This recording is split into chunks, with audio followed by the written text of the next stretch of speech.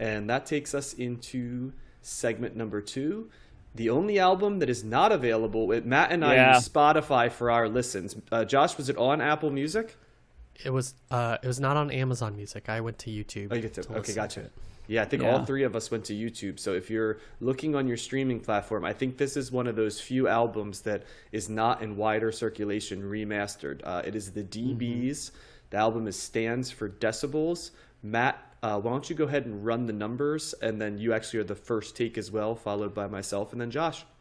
Yeah, and this was interesting too. Before I get the numbers, because when I first, I went on YouTube and I searched for this, and I found the record in full, like on a YouTube video, and then a couple days later, it was I had to go to individual songs. So I don't know what happened. Like I don't know how you guys listened to it. Were you able to find the full deal, or did you have to go? You were. I found them in order. Yeah, we listened to it too much, and then they pulled it. It could have been it. So anyway, so the DB Stands for Decibels comes in at number 909 in the 1980s on Best Ever Albums, number 109 in 1981, number 5,978 of all time. It is the DB's highest rated album on Best Ever Albums, and the DBs themselves are ranked number 2,892 in their overall artist rankings. And this was another one of those. So this is like a pop punk, power pop, not pop punk. I'm sorry, more of a power pop type album. I did like this record. I didn't like it as much as maybe I thought I either could have or should have, because this is right up in my alley in terms, just generally speaking. So you're drawing it. There's a lot of 60s pop in here, a lot of jangle pop. There's Beach Boys. That third track is is a Beach Boys. Yeah, is like a Beach Boys ripoff. It's just totally like them trying to be the Beach Boys. Tribute, Matt, I think is a better term, right? Tribute. Fair enough. Homage, yes. Fair enough. Yeah, that's a little less cynical. But then there's songs on here that like I liked immediately. Like it opens with probably my favorite song. I think Black and White's that's just a great opening track. Just very kind of catchy, upbeat. They do kind of waver, and I hesitate to call it experimental, but they're definitely doing things that are a little bit against the grain here and there. That does make it more interesting. I think I probably listened to this about 3 times. I think that probably with more listens, I might get more out of it.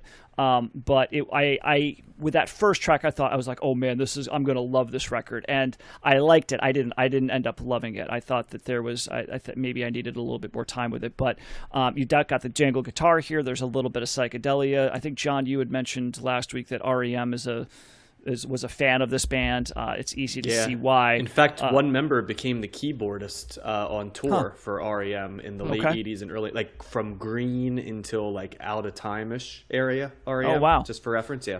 Okay. And from 1981. This is pretty good. This sounds like, I don't know if you guys know the band Jellyfish, but I was reminded of them. That was kind of like an early 90s, power pop band that did like, that Beach Boys homage kind of thing where they're very, very pop oriented. It reminded me of that. I was getting some, here and there, it was like, some bits and pieces of some of those 60s, I guess alt, bands. Like I heard a little bit of Ouge Mutantes. I heard a little bit of United States of America, just like kind of still accessible stuff, but throwing in kind of like a little quirky things here and there. Some of the vocals kind of evoked some of that feeling as well. So definitely an interesting record. Never heard of these guys, and I think I would have liked it better after, like, if I could have listened to this fully without having to go back and listen, now skip to this song and go to the trying to push play on each individual song. So it's a little unfortunate that you can't just get a clean listen on this through most streaming platforms. But it's another one of those records where I would say it sounds both ahead of its time and of the time prior to it. It's kind of but it doesn't really sound 1980s. This is not an 80s sounding record. It's got the future and the past in it, and I do like it. So I'm thumbs up on it, and just another one of those records that albums never heard of before. So is this we forgot to cover this, John? Is this a album we need to listen to before we die? Is that where this came from? Yep, that's where this came from. Yeah, that makes sense. Oh, and here's a genre, college rock. Yes, I think of college rock. I think of early early 90s, in particular late 80s, early 90s rock. So in that sense, it sounds a little bit ahead of its time, and I could see it being influential on some of those other bands as well. So yeah, thumbs up for me. Yeah, it's really funny because when I'm taking my notes on the album, I write down kind of like, what am I hearing? And I'm writing by about track 10. I'm like, this is like 60s psychedelia, experimental. And like, it's funny that you mentioned a couple groups, Matt. I put United States of America, I put Us Mutantes, and I put Scott Walker. I said mixed with like 60s power pop. I said there's a Little Birds in here. There's definitely Beach Boys in here. I said mixed with sort of the mainstream 70s power pop, Big Star, Badfinger, stuff like that. And then it's funny because I went to get a little bit of context, and it's like Big Star married with 60. It was like the exact thing that I read, and I was like, well, I'm no genius, right? It's very easy when you've taken the journey we've taken to really see the influences here. That's why I wouldn't necessarily say it's ahead of its time, Matt. I actually think it's much more of an homage to what came before it. It almost comes off at times like a tribute band. Now, with that being said, a couple things that I want to say. In this case, while it can be called jangle guitar, I actually think jangle guitar has different sounds. This is more of a ringing sound to the guitar as opposed to like a jangle, I guess, in the way that the Byrds or like the Smiths and even REM would sound like. REM can get like this though too. It's what I call the ringing sound of the guitar, when you're playing it on the real high notes a lot more and leaving it a little bit more open and not quite as tight. That's how I would describe the guitar sound on this.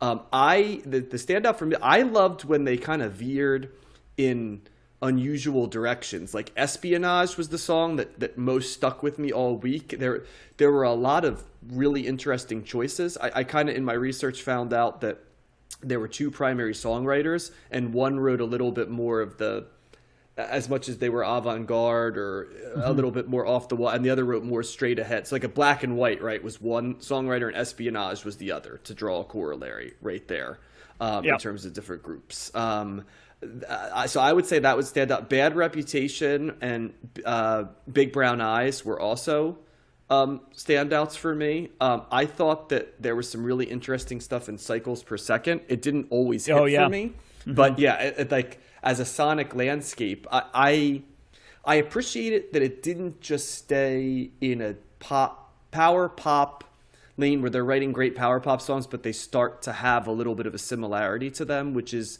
sometimes how I felt about Big Star, right? That it kind of, the sounds, it was a very pleasant sound, but at times it kind of stayed in that lane a little bit for me.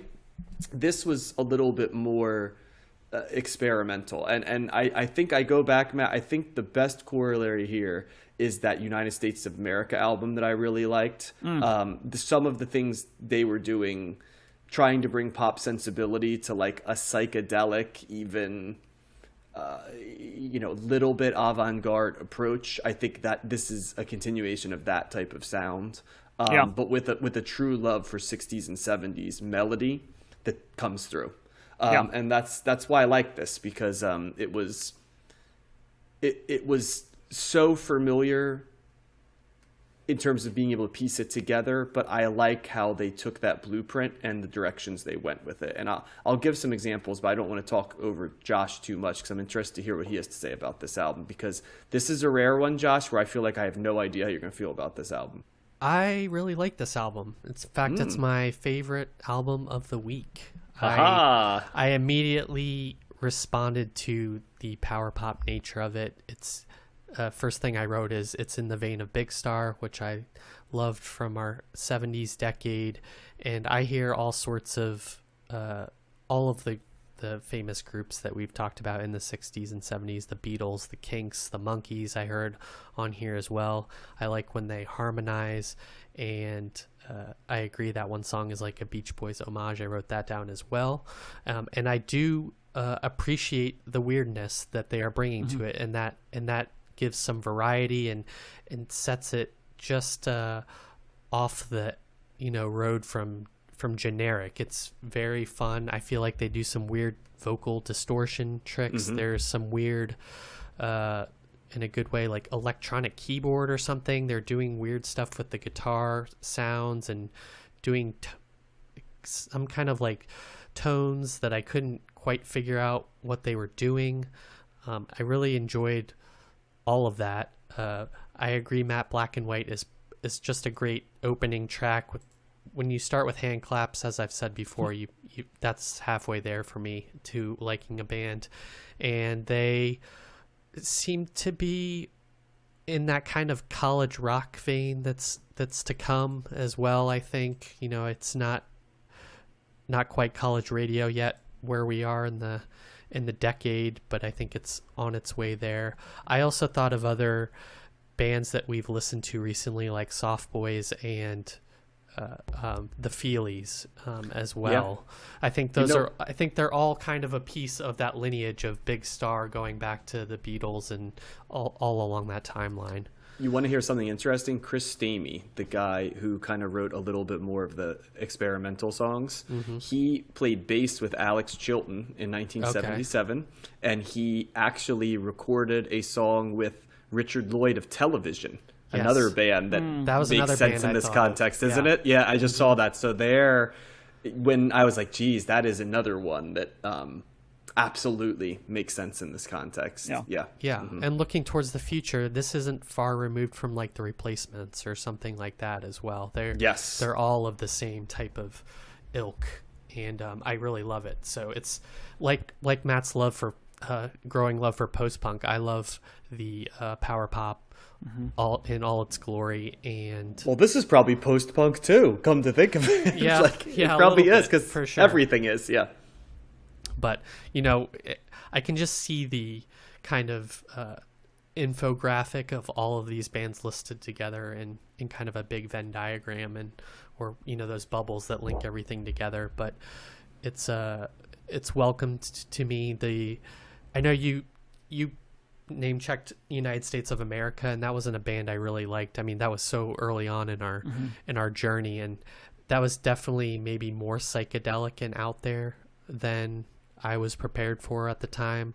And I wouldn't say that there are definitely elements of that in this band, but it's not, they're not the Doors or something like that in terms of full-on psychedelia.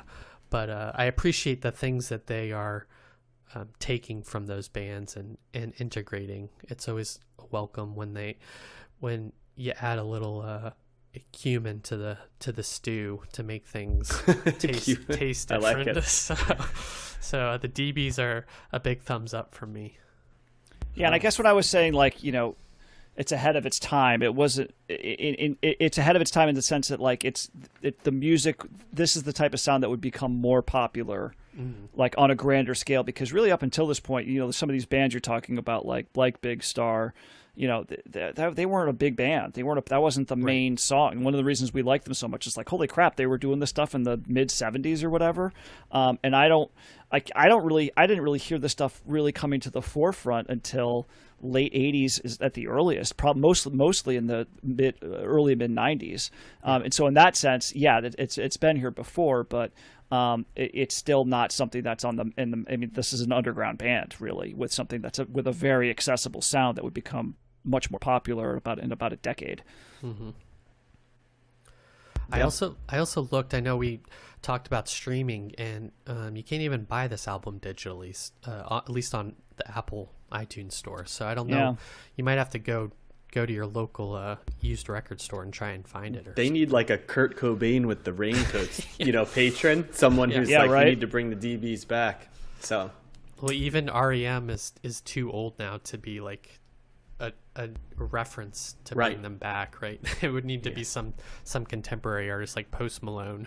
Yeah, they didn't even get the REM bump that Pylon did, right? When REM said they're the best band out, and it's all right, now let's put all Pylon stuff in. The poor DBs kind of floated. I think you might have to go to You can get it on Amazon for $13 on CD. I don't know what record store is going to be carrying this.